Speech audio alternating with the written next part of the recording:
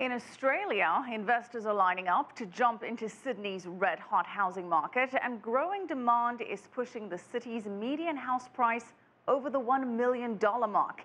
And the rapid real estate price surge in Sydney is now raising concerns about affordable housing. Greg Navarro explains.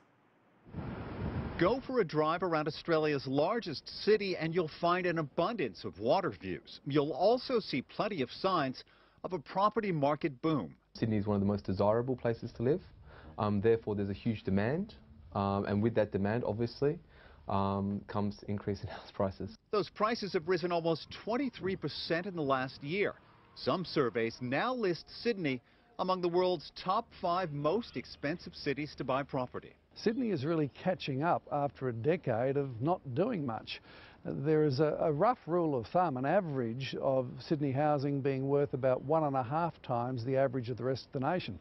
It's actually below that average. Once at 2.4. Investors are piling into the market and finding it relatively easy to turn a profit. The owner of a property here in Sydney's northern suburbs bought a house about 3 years ago, didn't have to pay for any major renovations, only general upkeep, and recently sold it for a profit of about $700,000. But some people are concerned about the bigger impact to Sydney and to a growing population that's finding it increasingly difficult to live here.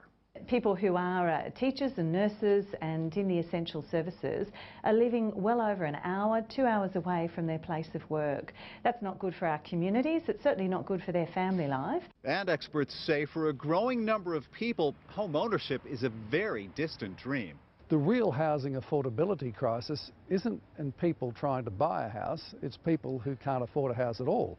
The housing affordability crisis is for the poor, the working poor, who are having trouble renting at a reasonable price. Australia's central bank is aware of the impact lower interest rates are having on Sydney's housing market.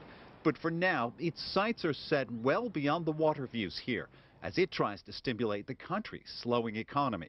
Greg Navarro, CCTV, Sydney.